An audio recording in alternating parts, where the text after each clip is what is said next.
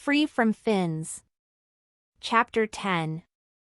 Bree was thrown into the cell with great force.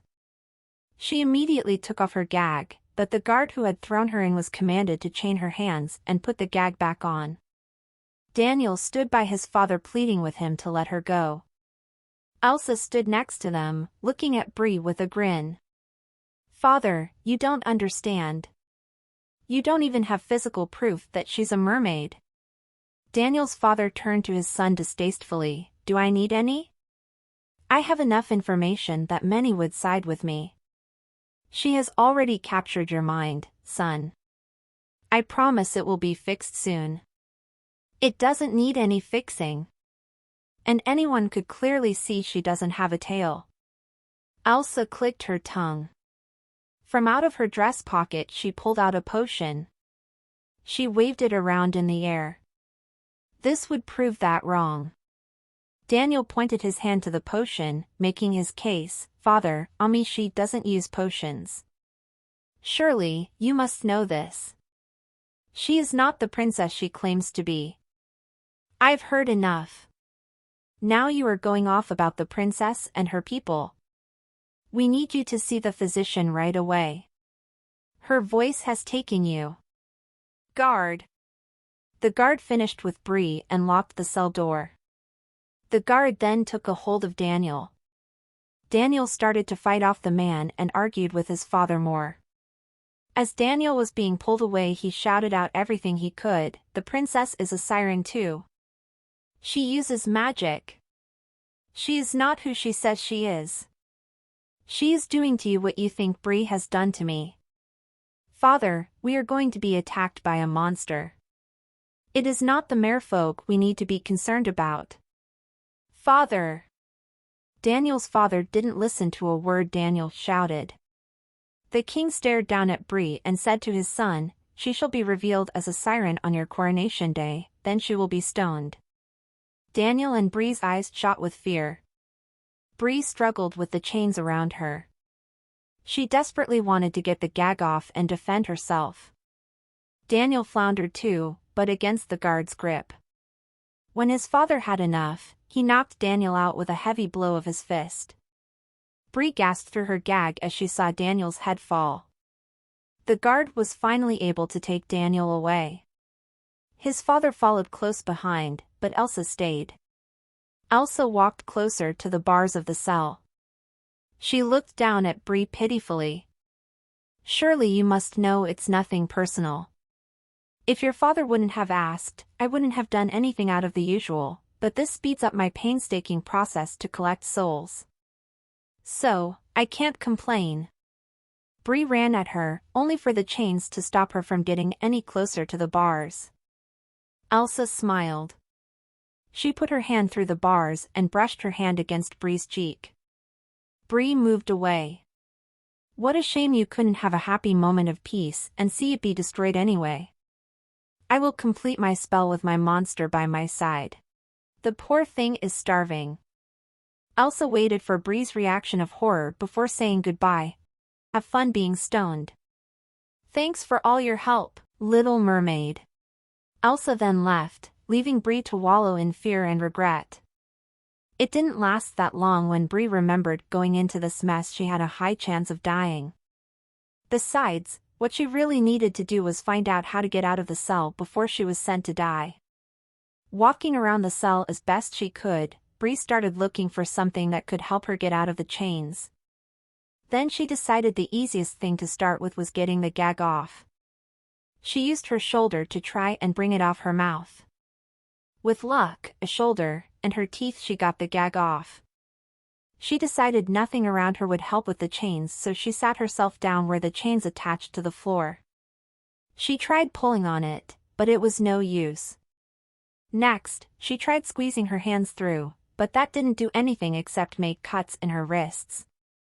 She went back to looking around again. "Nothing you do will help," a young voice came out from one of the other cells. Bree stared at the darkness of the cell. "Why not?" "Because the more you struggle the harder it gets, and I have more powers than you do." "Who are you?" Bree asked, trying to get a closer look into the cell. A wizard of sorts, he sighed. I suppose though, I don't have that much power anymore. I am afraid I used all of my tricks and potions, besides one. Is that why you're here? Yes, I was just traveling around keeping low. I was on a quest to find a cow. The voice appeared out of the darkness. He looked just as crazy as his last sentence, yet still very young, which upset Bree. Someone his age shouldn't be in a cell, of course, they weren't that much apart in age. He was maybe about 3 or 4 years younger, but he was taller than Bree and had flat brown hair. A cow, for what? For a potion, of course. It has to be all white, which is quite hard to come by. The potion is going to be the greatest I've ever made too. The cow will be a magic cow. Bree opened her mouth to say something, but she didn't know what to say about his magic cow. Then she decided she could use this to get his help. Well, there must be something you and I can do to get out of this. If we do, you'll be able to find your magic cow. It's not magic yet. Yes, of course not, Bree said, trying to get to her point. Well, I suppose I can help you. You are a mermaid, right? Or was that all fake information fed to the king? Bree shook her head. It wasn't fake. I am a mermaid.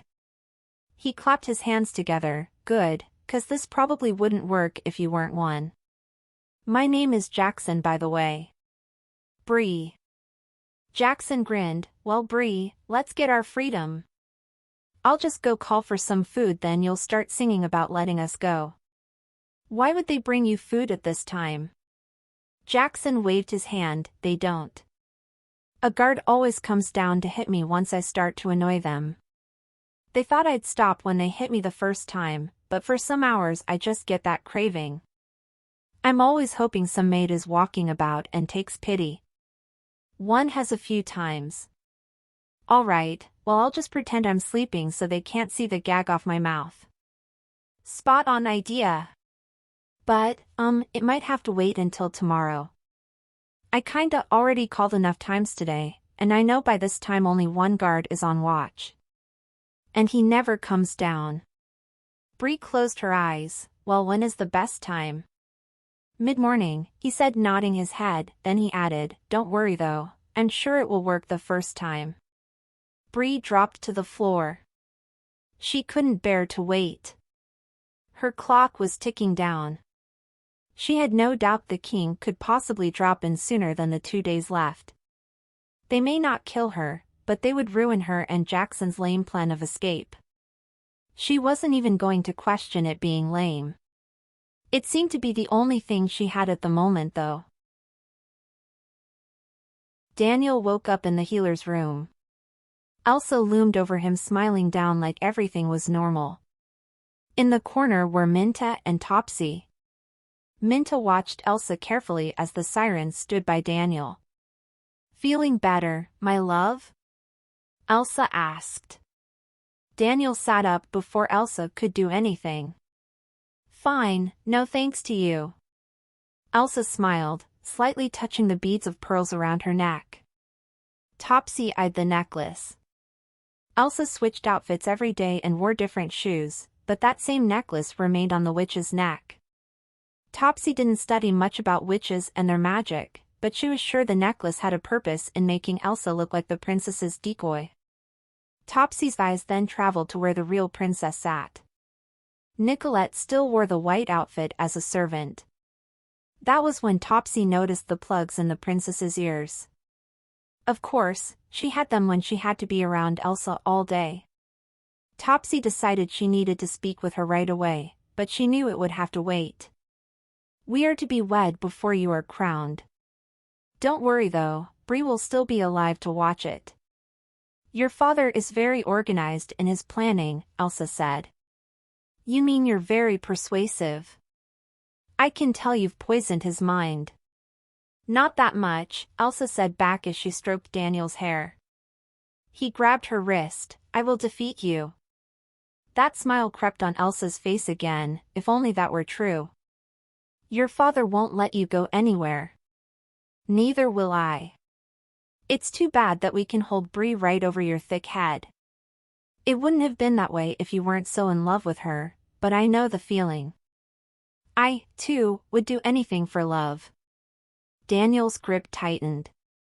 The Queen of Baldwin knows about you and what you got planned. Yes, I know. Unfortunately, her husband won't listen. And I know how well she reacted to your claims as well. Till tomorrow, sweet, Elsa finished, yanking her hand away with ease. Elsa started for the door, and her servants followed behind, Nicolette being the last. Topsy made eye contact with her and mouthed while holding up 5 fingers, 5 o'clock, here. The princess did a small nod as she shut the door to the room. Minta turned to Topsy, as did Daniel. Now what was that about? I think I know how Elsa is changing her appearance. The pearls around her neck, she's worn them every day. Daniel smiled. I think you're right. I read once about the potions wizards make. They use something of that person's and pour the potion on it. As long as they have that item on them, they are that person. We need to be sure though, Minta warned. We will, Topsy said, that's why I wanted to meet with the real princess.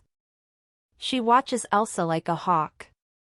She'll be able to tell us what happens behind Elsa's closed doors. I bet you anything Elsa wears the necklace to bed too. Minta snorted, that's if she even goes to bed. What about Bree? Daniel popped up. She's still where you last saw her.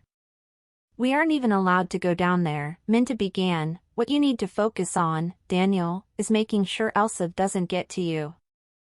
You know your father will make you spend time with her these next 2 days. You mean 1. The second day I'll be marrying her. And we also have that monster to deal with.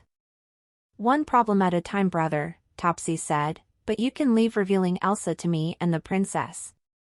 And for the monster, Minta looked at her grandson, I'll do my best to find out anything I can and keep that ship on course for completion. Thank you both. Daniel said, ready to hug them. Topsy pushed Daniel's head back to his pillow. Don't thank us yet. I think while I'm waiting for it to be 5, I'll sneak around in the chambers. Minta sighed, don't you dare feed more to that whiny wizard again. He's cute. Besides, I like pretending to be a maid, and it gets me to the cell where Bree is. What else do you want me to do? Daniel sat back up. You've been doing what? Topsy pushed his head back down. Go back to sleep, brother. Who cares that I've been feeding the wizard boy? I wasn't lucky like you and found a dazzling merman. Are you calling my relationship with Bree luck? Well, kinda. You're both royals, and she wasn't in prison the entire time. But I promise I'll get her out for you. Before Minta or Daniel could say any more, Topsy took off. Minta shook her head. She always wondered how her grandchildren were from her bloodline. She also wondered how they easily convinced her that mermaids and wizards weren't a source of evil. You two rascals are so unbelievable. Topsy's not even ready to be a lady-in-waiting, yet she's been throwing herself at some strange wizard in the dungeons. Talk about desperate, Daniel grinned. Minta hit him, lay back down. The more you act wounded and ill, the less time you spend with the devil. Plus you are no better. That whole last boat trip we took was no doubt your idea of finding a friendly mermaid. It did work, Daniel said, shrugging as he made himself comfortable. Minta rolled her eyes as Daniel closed his. It was going to be a long 3 days. Good thing this one was halfway over.